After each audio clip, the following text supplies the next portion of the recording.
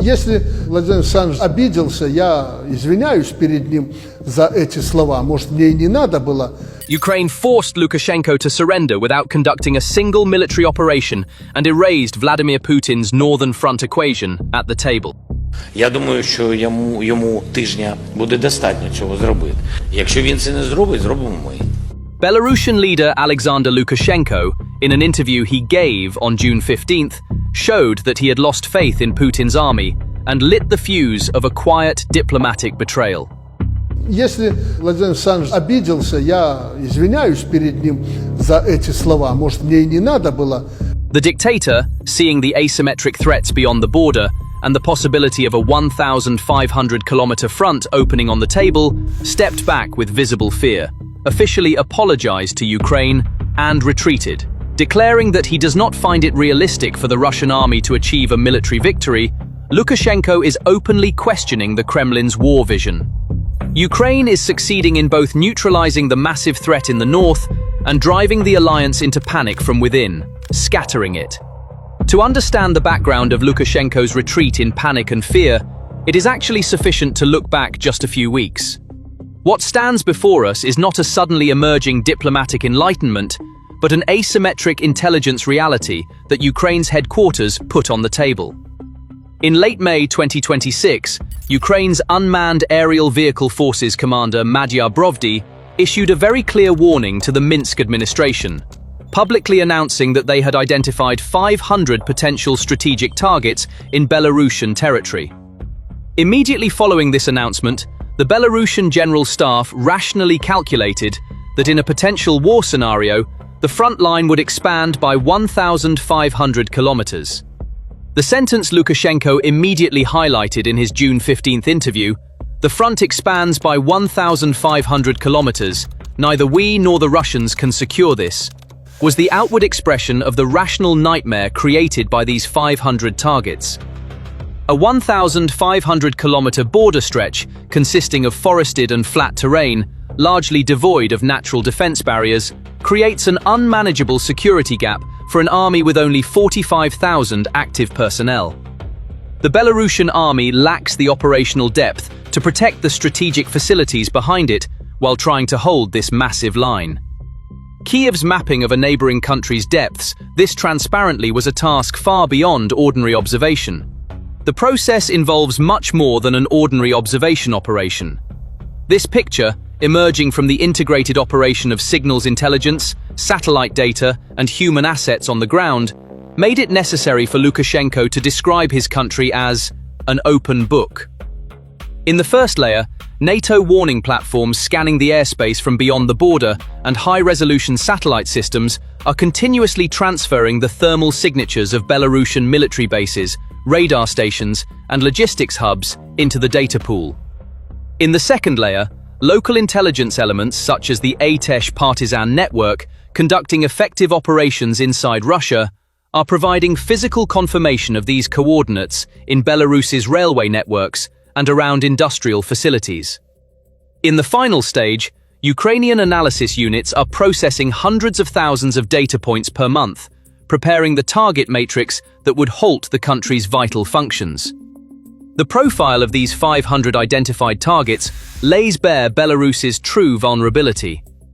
The list includes not just military garrisons, but the state's industrial life support units and fuel depots.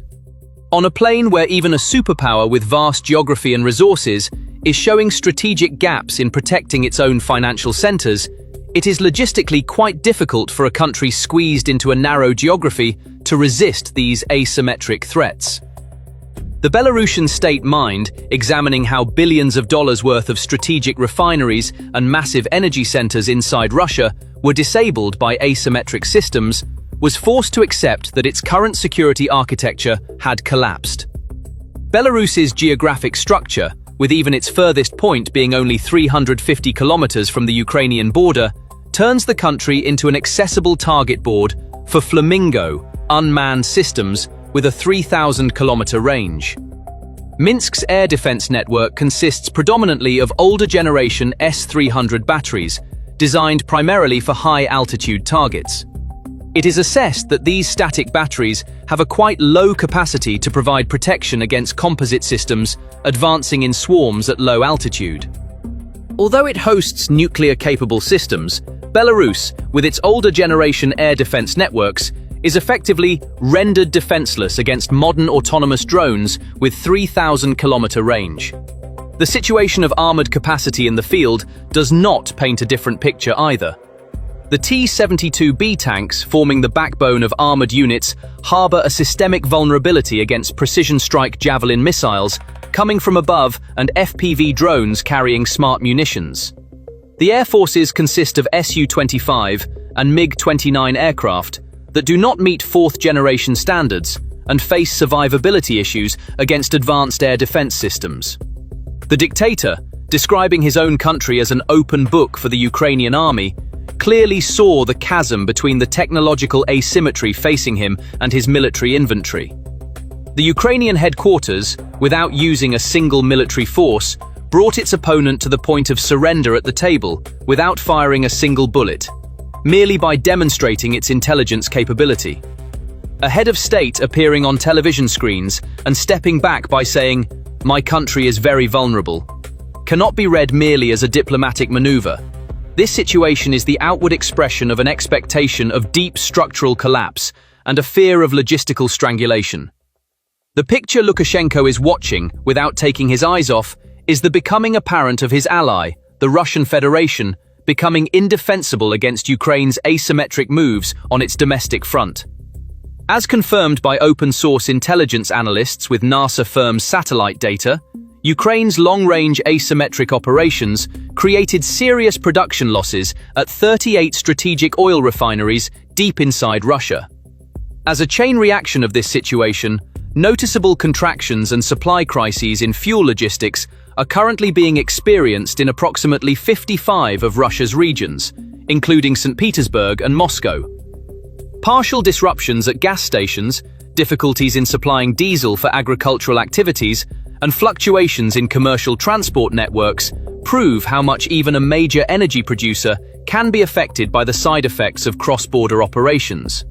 This picture, where even Russia, with its massive underground resources and geographic depth, is struggling to maintain fuel logistics in 55 regions, shows the real cost of the war on the rear front.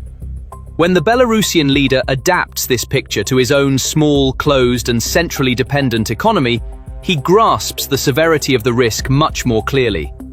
Russia can try to manage its current supply problems by spreading them over time, creating alternative railway routes, and activating massive domestic market dynamics.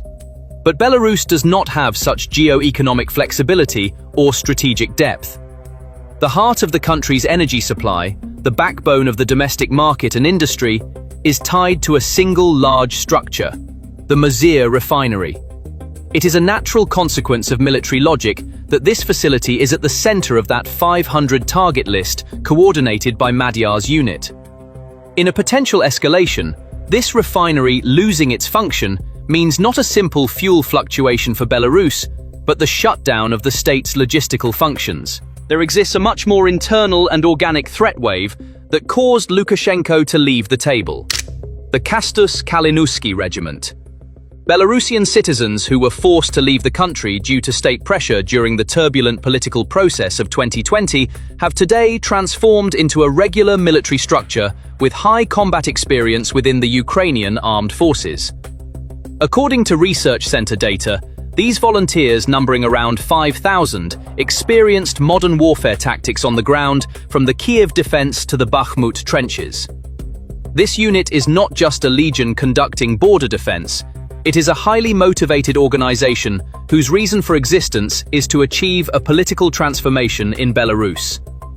Possessing special evacuation and operation units such as the Volat Battalion, this structure is a demographic pressure element far more dangerous for the Belarusian regime than missiles.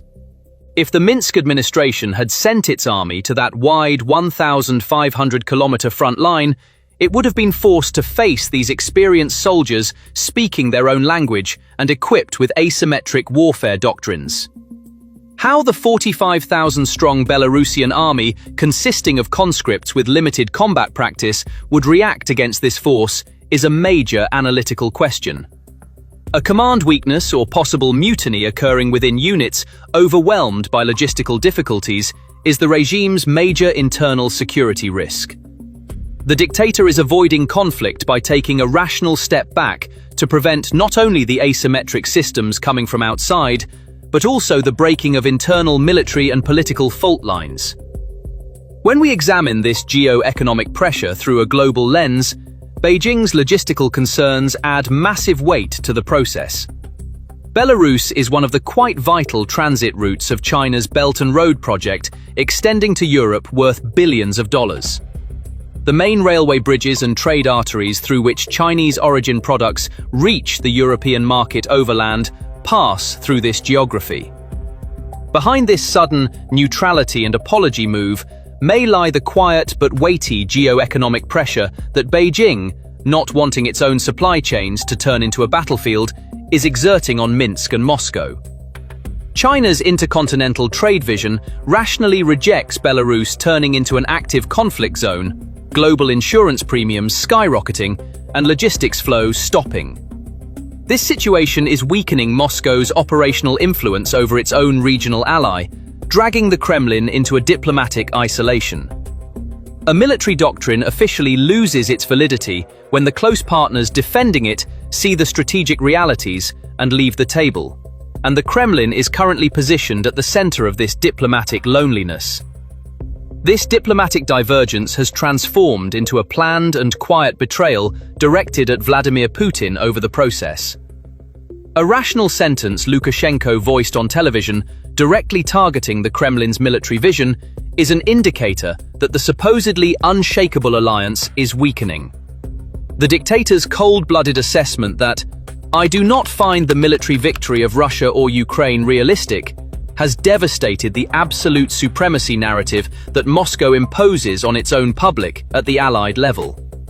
The Kremlin administration that has been sending the message, "Everything is proceeding according to plan," for years, is watching its most important external supporter lose faith in its army before the world press. This discourse change is actually an outward expression of elite cracks occurring in Russia's internal dynamics. While ideologist Zakhar Prilepin voices that lasting success will not come with the current military structure, Kremlin-affiliated military analyst Igor Korochenko is issuing warnings that the coming period will be more difficult due to the logistics disruptions experienced. Duma member Vyacheslav Markayev is highlighting the weight of the economic burden by drawing attention to the risk of social upheaval domestically. While multiple figures from Putin's inner circle to outer circle are reading the attrition on the ground, Lukashenko's move is serving as the international endorsement of this general disbelief. By emphasizing that no operational action toward Ukraine should be expected from its territory, Belarus has removed from the table the Northern Front possibility that Russia held in its strategic reserves. The leader, projecting an image of loyalty to Putin, is on the other hand cleverly building a diplomatic escape ramp by apologizing to Zelensky. According to details published by Meduza, Lukashenko, while conveying a private conversation he had with Putin, is presenting his own neutrality desire as if it were the Russian leader's own decision, by using the expression, "both of us see being dragged into war as unacceptable." Russia's regional power projection has largely moved to shut-down status with this de facto isolation policy applied by its strategic partner now added to the administrative and economic processes Russia is experiencing internally. Lukashenko's quiet betrayal, played on top of Putin, does not end with these either. In recent months, he hosts showy nuclear exercises together with Moscow, but immediately after makes the confession, "We are very vulnerable militarily," thereby eliminating the deterrence of that exercise. While Northern Front promises are being discussed, he closes the doors by clearly saying, "Do not expect military action from my territory." When we look at second and third order consequences, the Minsk administration's radical strategic retreat is rotting Russia's Northern Front deterrence and Suwalki corridor doctrine at the diplomatic level. We see that Belarus has turned into a virtually closed structure, squeezed in the vice of different but coordinated military and intelligence threats from all four directions.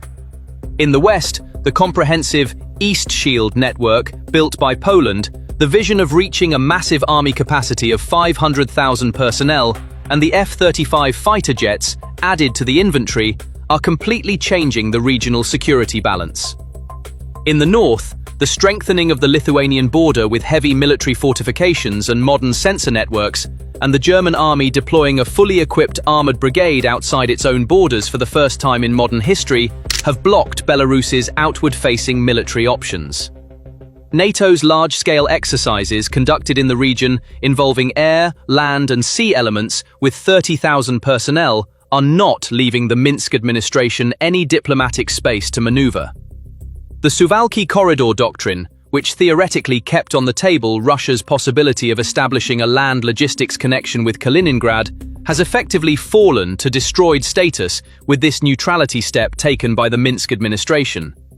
Belarus remaining outside the active conflict equation will allow NATO to fortify its security architecture in the Baltic Sea and Eastern Europe with unprecedented ease. In other words, Lukashenko is playing the loyalty role to Putin's face while rapidly running toward the exit door behind his back. This pragmatic escape is a quiet betrayal that Putin clearly sees but cannot intervene in. At this point, where geopolitical interests and personal survival collide, the Belarusian leader is performing a flawless diplomatic tightrope walk. The dictator's calculation is quite simple. If Putin somehow wins, the Minsk administration continues as a satellite state in the current system. But if Putin loses, the regime is endangered. The Kalinowski regiment enters from the border, economic pressures increase, and civilian uprising begins. In the scenario where Belarus enters the war, Ukraine strikes all 500 critical targets, the domestic front opens, and Poland, with NATO forces that have built a massive army in the West, enter the equation. The solution is to survive by saying, "I won't get involved," to everyone, while selling an image of loyalty to Putin. However, as asymmetric pressure increases, this neutrality illusion loses its credibility in the Kremlin's eyes with each passing day. Magyar's 500 targets warning, directed at Belarus from his headquarters, and the defense deadlock created by the 1,500-kilometer front, was a diplomatic sledgehammer that changed an ally's course. The Minsk administration, which had required logistical ground for Russia's operations for 4 years, rapidly distanced itself from military fantasies when it perceived the fuel fluctuations spreading across approximately 55 regions beyond the border and the damaged refineries. That historic apology and emphasis on vulnerability, coming from television screens, is a direct reflection of the rational fear that state infrastructure could rapidly be devastated in the face of asymmetric pressure. Lukashenko's quiet betrayal, conducted against Putin by questioning the Russian army's chances of victory, shows the cracks in the Kremlin's alliance network.